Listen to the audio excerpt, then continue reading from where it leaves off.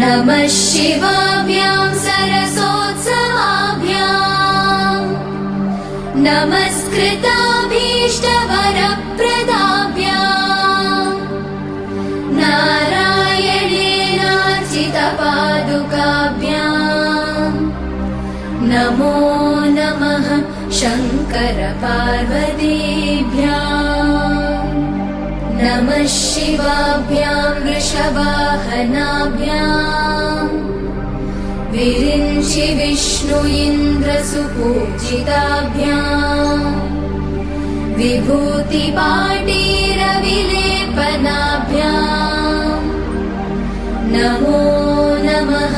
शङ्करपार्वतीभ्याम् नमः शिवाभ्यां जगदीश्वरा